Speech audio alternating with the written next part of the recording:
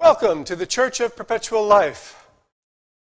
My name is Neil Vandery and I am your officiator here. I'd also like to welcome everyone that's joining with us tonight for our live stream. We are live streaming this service this month and next month and for the foreseeable future until the COVID-19 outbreak has subsided and we can once again have services in person. In the meantime, I urge you to continue to maintain your health and immune system. Join with me in reciting our creed. We believe that all life is sacred and that we have been given this one life to make unlimited. We believe in our Creator's divine plan for all of humanity to have infinite lifespans, in perfect health and eternal joy, rendering death to be optional. By following our gospel, we achieve eternal life, creating a heaven here on earth. We follow Nikolai Fyodorov, who taught that the transcendence of the Creator will only be solved when humanity, in our unified efforts, become an instrument of universal resuscitation, when the divine word becomes our divine action. And we follow Arthur C. Clarke, who said, the only way to discover the limits of the possible is to go beyond them into the impossible. And so we enter each day energized in spirit and empowered by the words of our prophets to live in joy, serving our Creator and all of mankind forever and ever. We are a science and faith-based transhumanist church. Our faith is in our Creator and in humanity to find ways toward healthy, unlimited lifespans. Our mission here at Perpetual Life is to assist all people in the radical extension of healthy human life. Here we provide fellowship for longevity enthusiasts. At our regular services, we often have guest speakers that teach scientific rationality along with the Creator's plan that humanity evolved to achieve markedly extended healthy lifespans. I know from past presentations that I've made and through one-on-one conversations with people that 9 out of 10 people that I meet do not want to live an extra long life. I hear so many things from these people. I call them the naysayers and prophets of doom. Some tell me that they don't want to live long because they say they don't want to be decrepit and in pain and suffering. But no one wants this. And so I explain to them that this is avoidable. We can find a way to live in perfect health for much longer lifespans than we are currently living. Sometimes they say that if they were to live to be 100, all of their friends will have died, and they don't want to be all alone around then. So I explained to them that we're talking about healthy extension options, life extension options for everyone, not just for me or you, but for everyone. And this will affect them and their families as well. Some say that they don't believe that it's natural. People have always died, and that's the natural cycle of things. And to this, I say nonsense. Recently, a jellyfish has been discovered, the Turritopsis nutricula. It's nicknamed the immortal jellyfish because its normal life cycle is to morph from an adult back into an infant state to an adult back into an infant state, and it goes back and forth like this. This has been observed in the laboratory through dozens or more life cycles, and it is believed that these jellyfish can be thousands of years old, maybe even millions of years old. So if you accept that it is natural for a jellyfish to be able to live forever, but say it is not for people, then I'd say that you're being unfair to human beings. If you feel the lowly jellyfish should have immortality, but that the higher evolved humans don't deserve it, that's completely wrong.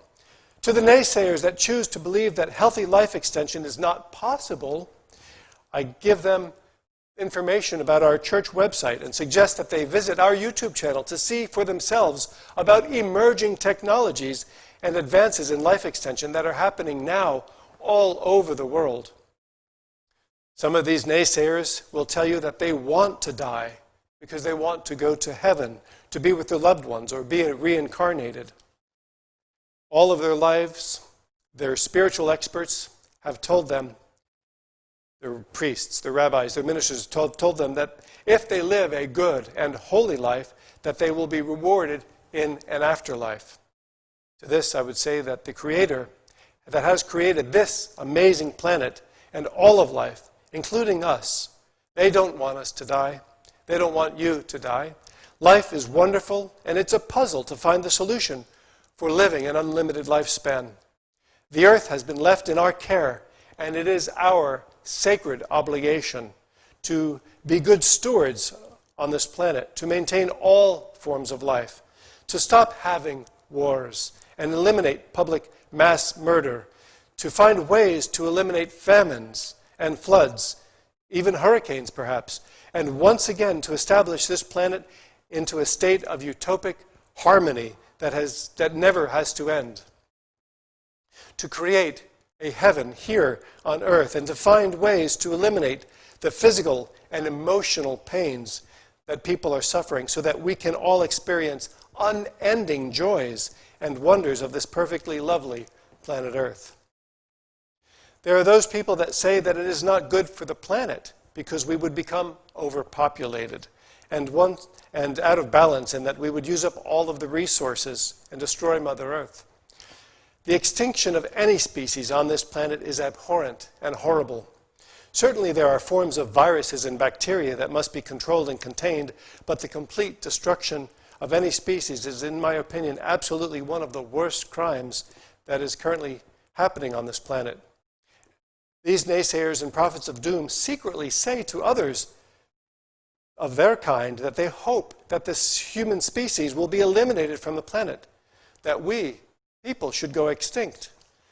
To these prophets of doom, I ask that they open their eyes to the simple, observable fact that we can and must live in harmony with nature, and that there's plenty of room on this planet. We could and should convert the deserts into livable landscapes. And there is room under the seas to support many more people than we presently have. We simply have to change how we live. We must recycle and reuse things that we currently casually toss into the landfills. We must use the renewable energy, clean energy technologies like hydrogen internal combustion engines that can burn hydrogen found in water and produce oxygen as a byproduct. Then our cars would have oxygen emissions instead of poisonous carbon monoxide. I would also remind those that want the human species to go extinct that the day that Neil Armstrong walked on the moon and said those immortal words, "That's one small step for a man and one giant leap for mankind," we all became a spacefaring species. There is no way for any of us to know what technologies are in store for us in the next 10 or 100 years. None of us have a crystal ball, but perhaps we will learn how to terraform the moon and Mars and other planets like the moons that circle Saturn and Jupiter, to turn those planets into planets like Earth. Perhaps we will create rockets and utilize cryonics to travel to other solar systems. There is a lot of unused and wasted real estate out there. All we need to do is live long enough to transform it and into other utopian paradises. A great man once said, "If you believe you can or believe you can't, either way you were right. If you believe you can or believe you cannot, either way you are right." And I ask you to believe with me that we will create and discover ways to live an unlimited life. As you know, RAADfest was last month. And at the RAADfest, there were many amazing presentations. And you can sign up and see those presentations at the RAADfest website. So go to RAADfest.com and you can sign up and share this with your family and friends and those that you love. This month, we are pleased to share a presentation by our founder, Bill Faloon. The presentation tonight was originally created for the RAADfest, and we will be streaming an edited version. This presentation will be given in 2 parts. The first part will be tonight, and the second part will be at our service next month, December the 17th, when we will also have our celebration for the remembrance of the resurrectables. For many decades, Bill Faloon has uncovered pioneering approaches for preventing and treating the diseases of aging.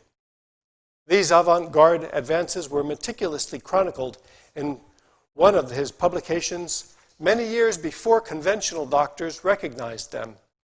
Bill Faloon has been featured in hundreds of media appearances, and he has authored 2 books which reveal how corrupt deals and misguided medical regulations are bankrupting America and what can be done to resolve it. Based on published findings in animal models and preliminary findings in people, there already may exist methods to systematically reverse biological aging, and Bill Faloon is always on the cutting edge of research. Our founder, Bill Faloon.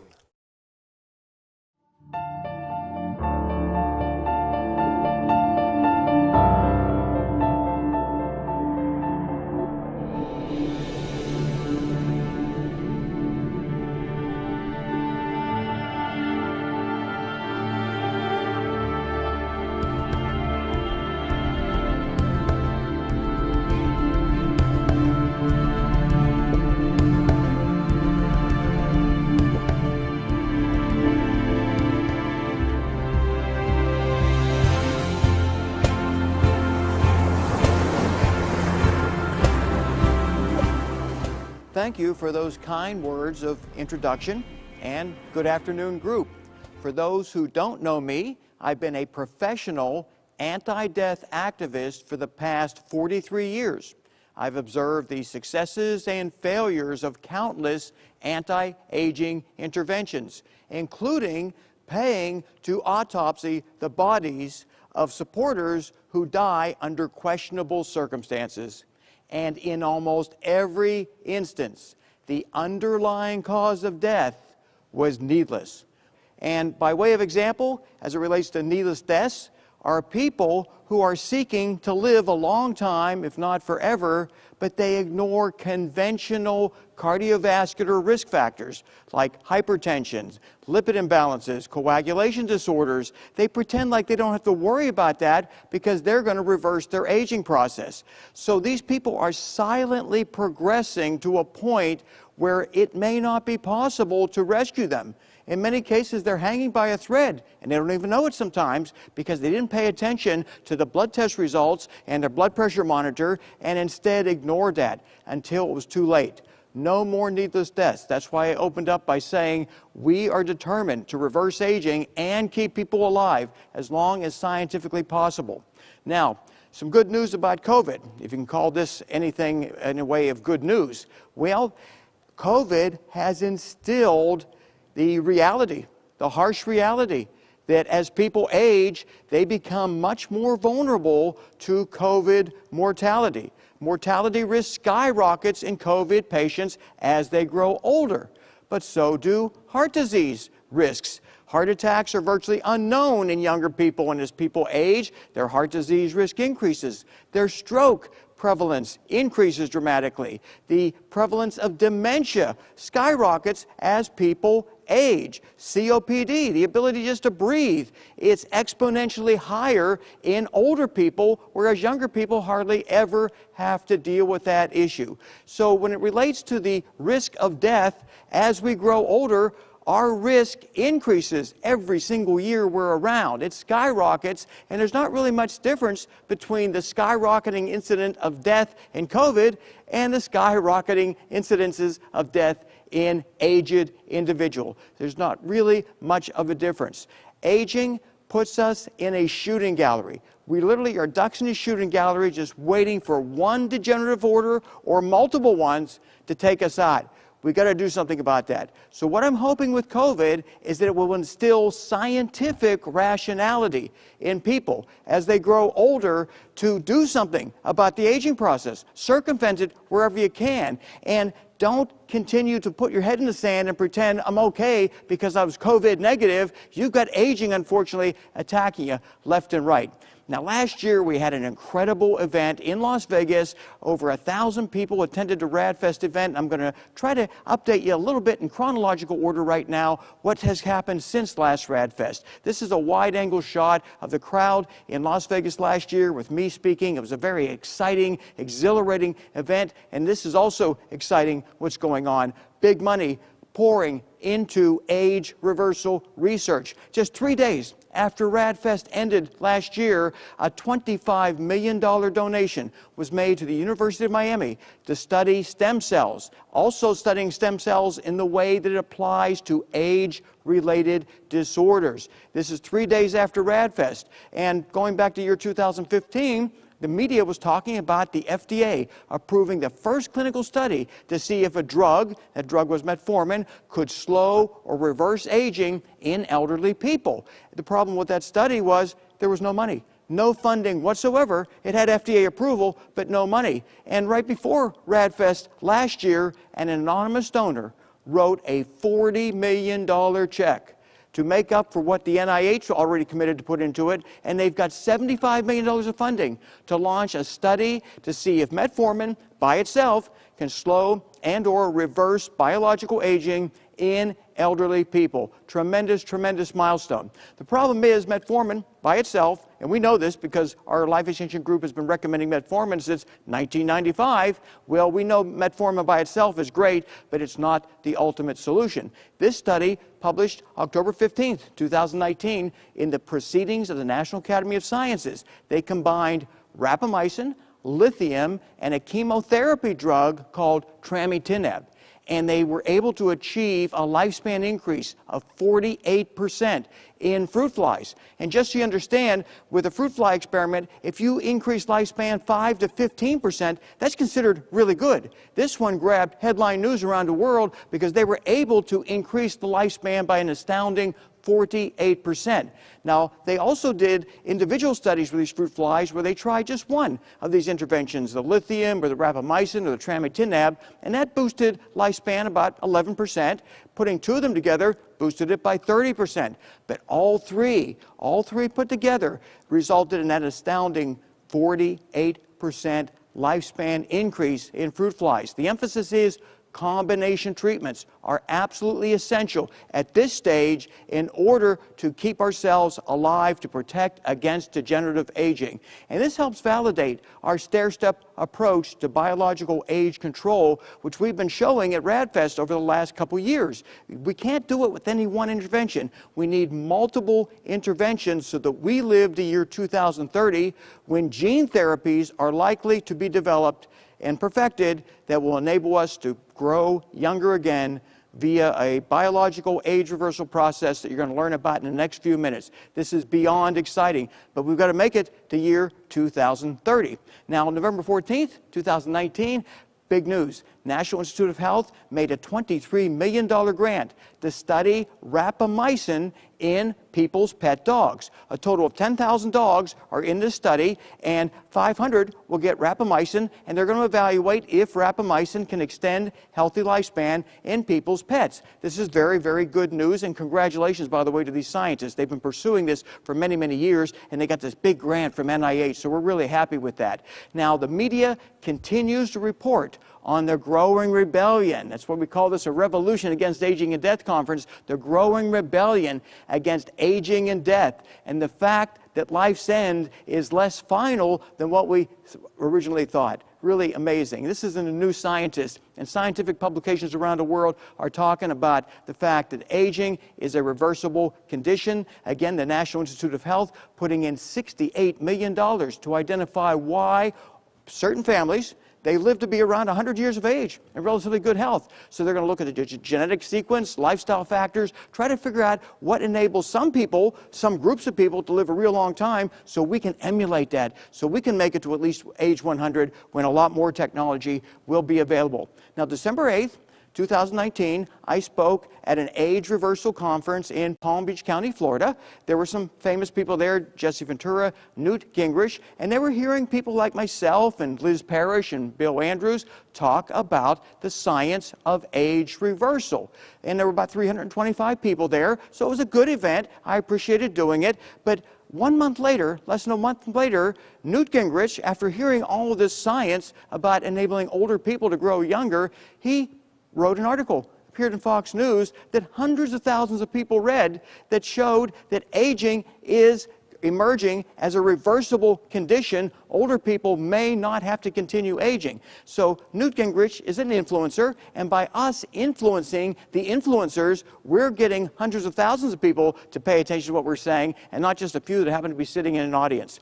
Now, 2015, the Washington Post published an article about a Harvard geneticist named George Church. He predicted through gene therapy technology that he's working on that by year 2030, aging will become a relic of the past. And he's gotten some nice publicity in scientific publications because he is doing research that's unprecedented. He is enabling old types of cells to grow younger, all kind of good things to happen. But a study came out November 19th, 2019, 1.5 months after the RAADfest of 2019. George Church releases this study, published again in the Proceedings of the National Academy of Sciences. And he used a single dose of a combination gene therapy to induce improvements in heart function, endothelial function, kidney structure, and maybe most impressive of all, these were high-fat fed rats, and he was able to completely reverse obesity and type 2 diabetes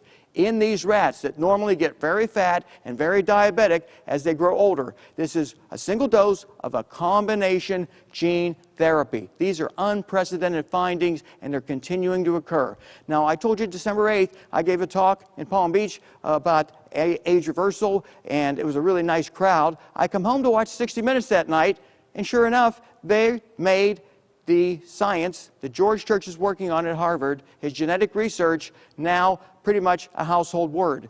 They were able to depict him, and they did like a 25-minute segment showing what his laboratory is doing to eradicate all viruses and put aging in reverse. I'm going to play just a brief segment out of about a 20-minute segment that 60 Minutes had of George Church. This brief excerpt shows you that age reversal, it's going mainstream. We have mapped the human genome, and in just the last few years, we have learned to read and write DNA like software. One of the things your lab is working on is reversing aging. That's right. How is that possible? Reversing aging is one of these things that is easy to dismiss, to say either we don't need it or it's impossible or both. Oh, we need it. Okay, we need it. That's good. We could agree on that. Well, aging reversal is something that's been proven about 8 different ways in animals where you can get, faster reaction times or, cognitive or repair of damaged tissues. Proven 8 different ways? Why isn't this available? What is available to mice? So is this gene editing to achieve age reversal? This is adding genes, so it's not really editing genes. The gene function is going down, and so we're boosting it back up by putting in extra copies of the genes. What's the time horizon on age reversal in humans? That's in clinical trials right now in dogs, and so that veterinary product might be a couple years away, and then that takes another 10 years to get through the human clinical trial. So how are we going to make it to year 2030 when gene therapies are going to potentially cure biological aging, put it in reverse? Well, the December 26, 2019 issue of the New England Journal of Medicine gave us a straightforward pathway to living a lot longer than what we ever expected. This is called intermittent fasting, also known as time-restricted eating. And in the animal model, well, if you restrict the time in which animals are eating down to about maybe 1/4 of the day, they wind up resolving virtually every degenerative process associated with premature aging and disease. They reverse that by restricting the time of the day in which the animals can eat. And in one study, they were able to improve lifespan up to 80% in a group of rats that was put on alternate day feeding. In humans, same thing. You restrict the time period in which people eat, keep it down to 6 to 8 hours on most days, and you reverse the underlying causes of diseases that are killing people today. This is the most effective way that we know of right now to extend your lifespan in a meaningful way so that you'll be around in year 2030 when George Church makes these incredible announcements about biological age reversal. Now, it may sound difficult to not eat more than 6 to 8 hours on most days, but let me tell you how I do it. It's really simple. I sleep 8 hours. I wake up, I'll drink a cup of green tea, black coffee, just something without any sugar or cream in it, of course. And what we do here, what I do is, here I am, 8 hours of sleep, plus about 10 hours of work. I'm not even hungry at this point. I'm so much into my work, I don't even think about food. So after about 18 hours, I think, well, maybe it's time to eat. Now, not everyone has to go 18 hours without eating. Somewhere between 14 and 18 on most days is all that people need. And in response to doing that, you basically resolve all of the common pathologies associated with modern man. The problems with vascular disease, malignancies, inflammation, abdominal fat mass, it all starts to dissipate. There's not a single prescription drug that can do all of this. In fact, some people are on 6 or 7 prescription drugs trying to accomplish what intermittent fasting is able to do. And to put this in perspective at the cellular level, we know rapamycin has significant longevity effects in the animal models it's been tested in, but what rapamycin does is exactly what can be accomplished with intermittent fasting or time-restricted eating. Remarkable benefits at the cellular level and at every other level as it relates to our health and longevity. This is something you can look at when you review my PowerPoint slides. This is out of the New England Journal of Medicine. It describes all of the mechanistic abilities of time-restricted eating to improve health, reduce disease risk, make you feel better. It does pretty much everything you'd like to do if you could take a pill. Instead, just reduce the time frame of when you eat. So we talked about 2019 after RAADfest, and then January 2020, Happy New Year. It was really happy based on headline news that scientists from the Buck Institute, they did a study in the C. elegans model, and they were able to improve the lifespan, extend the lifespan, C. elegans, by about 500%. And what that equates to, as it relates to humans, is people living 400 to 500 years. This is unprecedented. That's why the media jumped all over it, because you have credentialed researchers doing a study where they modulated just 2 pathways and they will do it in a way to extend lifespan almost 500%. Those 2 pathways, by the way, are insulin signaling and mTOR. Well, that's why we take metformin, that's why people are taking rapamycin, and of course the time-restricted eating. You influence these pathways significantly if you engage in these types of activities. Now, none of that's going to work as well as what this study did, because what they did is they went in and they mutated the DAF2 gene and the mTOR pathway in a special way, in a way that they got these animals to live significantly longer. But can you imagine the human equivalent of 400 years? And the Buck Institute scientists talked about the fact, wow, we can translate that information into humans and at some point perhaps enable people to live that long with this one intervention. It's truly amazing. So January 2020, new magazine launched, Immortalist magazine. It's put together by a longtime supporter, Ira Pastor. We compliment him on that. And, well, a book also released January 2020 called Immortality Incorporated. It got a very nice review in the Wall Street Journal. It's published by the National Geographic Society. You talk about going mainstream, by the way. And the book is about curing death, what the Silicon Valley billionaires are doing to find a way to defeat aging and live indefinitely. Immortality. It's going mainstream. Now, Dr. Michael Rose, he may be the most prominent and experienced researcher in the world as it relates to delaying aging in the animal model. Well, he's grown more optimistic in recent years, and he predicted in January that about 100 years from now, physicians will be able to keep people alive indefinitely. Wow, a mainstream scientist coming out and talking about indefinite lifespan in about 100 years. Bottom line, we don't have 100 years. We have to intervene now to reverse degenerative aging so we are not the last generation to die. Now, the good news continues to come out of the media. The CNBC reported how the billionaires in Silicon Valley, they're doing really well in every aspect of the world except, well, of course, they're aging. And they're putting big money into age reversal research. So by the time they get to be my age, I'm almost 66 years of age, by the way, they don't have to worry about all these pathologies and their very finite lifespan. They're looking to live forever. That's all tremendous news. Now, in March, a very interesting study came out in which they were able to take the blood cells of a 114-year-old woman and reprogram it back into an induced pluripotent stem cell.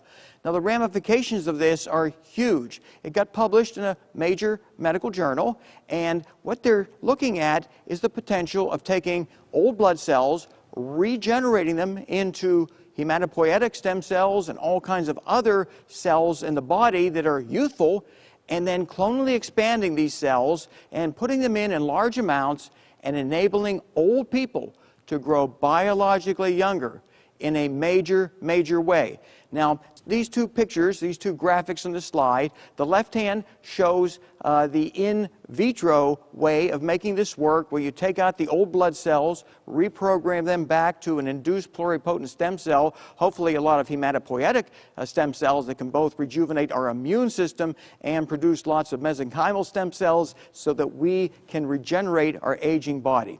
Now, the one to the right is a simpler way of doing it, and that is programming a cell line that I'm going to show you next, programming that so that it induces transient tissue regeneration. And the importance of transient tissue regeneration for a frail old person is, well, you can't hit them too hard with an age reversal therapy. They may not be able to tolerate it. So what they're planning to do is use a cell line called Recite-1 EC for endothelial cell, and they want to load it with telomerase, put it into older people, and those cells will release exosomes that will transiently improve telomere length, elongate telomeres, not too fast though. They want to do it in a slow way to basically naturally reverse aging by inducing transient tissue repair. And when I read this study, I didn't even realize that our Life Extension group had put up $2 million back in 2009 to develop this Recite cell line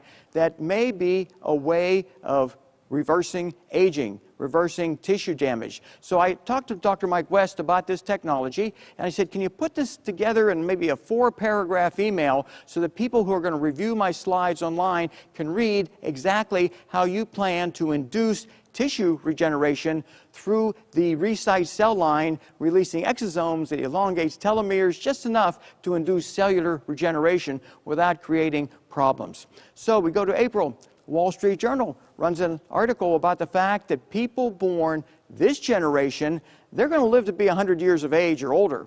That's almost a given right now, that people born this century are going to live a real long time. However, most of us were born last century. That means we need to do something to catch up so that we are not the last generation to die of biological aging. And the good news is, a company called Alkahest, which we've been talking about since 2015, they take young plasma and they put it into old animals, mainly rodents, and they rejuvenate the brains of these rodents, and they've even rejuvenated other organs using young plasma transfer. Well, anyone who invested in this company did really well, a 318% increase in the value, but that's not my purpose of my talk here about how much money people made. It is the fact this company, Alkahest, has 6 Phase 2 clinical trials going on right now to assess efficacy, mainly as it relates to using young plasma fractions to reverse neurodegenerative diseases. We're talking about Alzheimer's and Parkinson's and a huge number of problems that occur with the aging brain. So they're very well funded. Their Stanford University scientists are working around the clock to enable young plasma fractions, very specific ones, to reverse aging, and the money is there to make it happen. So the surrogate marker that we feel is most effective is one that measures epigenetic age. Epigenetics refers to changes in our gene expression that occur in response to how we behave. And if we want to accelerate our epigenetic age, which is bad, you don't want to accelerate aging, well, smoke cigarettes, eat overcooked food, and your epigenetic age profile, it goes up. And if you want to follow healthy lifestyles like intermittent fasting, use something like rapamycin, you see epigenetic ages going in reverse. Now, they measure epigenetic age through DNA methylation patterns. Now, when you have poor DNA methylation, that's really bad because your beneficial genes are deactivated while harmful genes are overexpressed. So the principle of epigenetic aging is currently the most effective way of assessing in humans if an anti-aging regimen is really inducing significant age reversal. And the young plasma treatment more than cut in half the epigenetic age systemically of this group of rats, including cellular regeneration effects. They were also able to see cognitive improvement in addition to improved organ function, reduced cellular senescence. Absolutely spectacular. But going beyond just the blood tests and the organ improvements, you look at grip strength. And how many of us nowadays try to open a jar and we find our hands don't seem to be as strong as they used to be? Well, grip strength is one of the validated ways of measuring human aging. And what they did with these old rats, they gave them this young plasma fraction, and within 10 days, they had the grip strength of young rats. It reversed that aspect of aging in just 10 days, this young plasma fraction. We can't wait to see how this technology advances to enable us to live longer. Now, a clinical trial is going on right now in the Bay Area where they're doing something that people term in lay language as the oil change theory, and that is you want to remove senile plasma, senile proteins from your plasma that are circumventing the ability to rejuvenate ourselves. So they did a study with animals like they've been doing, and they're verifying the fact that when you remove about 50% of the senile plasma proteins and just replace it with off-the-shelf albumin, you get a systemic rejuvenation effect. And the result is likely removal of all this extracellular junk that's circulating in our bloodstream, and we're not getting the benefits of an age reversal intervention because we've got something blocking it. So this study corroborates many other studies that removing senile proteins is a really good thing, and we look forward to the clinical trial results in people to see what kind of results are occurring.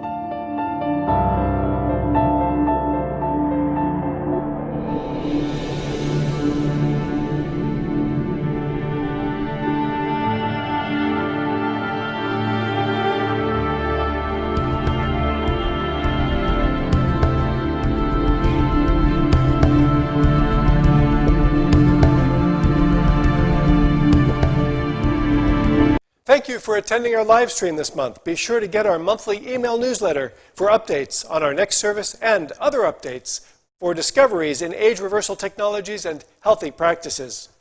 Please share this recording and all of our recordings of our events with the people that you care about. Join us next month for a presentation part 2 by Bill Faloon. That will be Thursday, December 17th at 7 p.m. Eastern Time. Okay. So we had some questions with the stream that we just had, and I'd like to review those now. First was from Chris. Do the people who restrict the time they eat also eat less, or do they eat the same amount? And, you know, everyone's different, so I can only answer for myself. But I will say that when I do calorie restriction, I'm eating typically within a period of time, so that the period of time that I'm eating is a 6-hour period for every 24 hours. And within that 6-hour period, instead of eating what I would normally eat, within which would be 3 meals a day, in that 6-hour period, I find that I only need to eat once or maybe twice, and I still have even more energy than I would have when if I were not calorie restricting. And so, yes, I actually do eat less, and I focus on trying not to eat more carbohydrates. A couple of years ago, before I was doing calorie restriction, I was eating a lot of breads or pretzels, things that are really bad for you. And now I'm more conscious of that, eating less sugars, eating less carbohydrates, which turn to sugars, and concentrating on more greens. And I personally choose not to eat beef or pork or chicken. I will eat fish and get my proteins primarily from either fish or from beans, legumes, that sort of thing. So that's what I find is the case when you compress your calories, when you compress what you're eating. you'll find the same thing, that you only need to eat 1 or 2 meals a day, and you'll feel very full, and you'll have more energy. Okay, we had a question. The gentleman says, I sleep about 4 to 5 hours a night. What do we know about sleeping that much? I just realized sleeping 8 hours sounds weird to me, and this person can't do that. So the answer is, again, each person is different. I personally try to get around 7 or 8 hours of sleep a night, and I typically will get 6 or 7 hours. So I'll find that sometime throughout the day, maybe I'll take a nap for a half an hour or 45 minutes, and that works for me. Everyone has to work on their own schedule and do what works for you, but sleeping is very important for your immune system, for your health. So do what you can. Some people that are members of the church may find that they sleep all day long and they're awake all night long. And if that works for you, great. So you have to find out what works for you and go with that. Another one came that Diamandis is on the advisory board for this firm of Senolytics available in the US, and wanted to make sure that we were aware of that. And yes, we're watching Ray Kurzweil, Peter Diamandis, and Aubrey de Grey, watching what they're doing and watching what organizations they're in, seeing what's going on, and we try to keep people aware of that. Now let me check and see if we have more questions. Okay. Oh yes, there was someone who brought up the recent study, I think it was just yesterday, about hyperbaric oxygen therapy.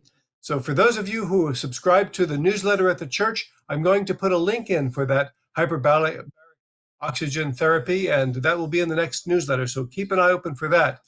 At this time, I want to repeat my email address, stopoldage@aol.com. Reach me at stopoldage@aol.com. If you want any further information, if you have any other questions, shoot those questions to that email, those requests for information, and I will see what I can do to get that information over to you. Stopoldage@aol.com is the way to reach me. If you are not on our email list, if you don't receive our monthly we send every month a couple or 2 or 3 or so messages by email from the church, and that will alert you to what's going on at the church, about the next presentations, but also it will bring you information about what's going on in the world, such as what we're talking about now, hyperbaric oxygen therapy and other things that are going on. So I want to get that information to you. Be sure to send me a message at stopoldage@aol.com so I can get that to you. All right, let's see if we have anything else. Now, next month, we're going to continue part 2 of this presentation. Next month, we will also have our Remembrance of the Resurrectables. So we'll start with our presentation, and we're putting that together now, and we'll have that in December. So I hope that you'll join us then, and afterwards, we will end with the Remembrance of the Resurrectables ceremony that we have every year in December. All right, let's see what we have. That's it for tonight then. I want to thank you all for attending, for watching, and for joining us. I look forward to seeing you all again at our live stream, and keep in touch by email, by text, however you'd like to. Great to see you. Have a great month and have a great Thanksgiving. Oh, yes, before I sign off completely, there is something called Thanksgiving. It was in my last newsletter. It's something that will be presented Eastern time. It's, I believe, from 2 to 4 o'clock. It's called Thanksgiving, and it will be an event similar to I guess a vMix call or a Zoom meeting, and you can join us at the Thanksgiving on Thanksgiving Day, Thursday, the 26th of November from 2 to 4. Join us if you can. Okay, bye now.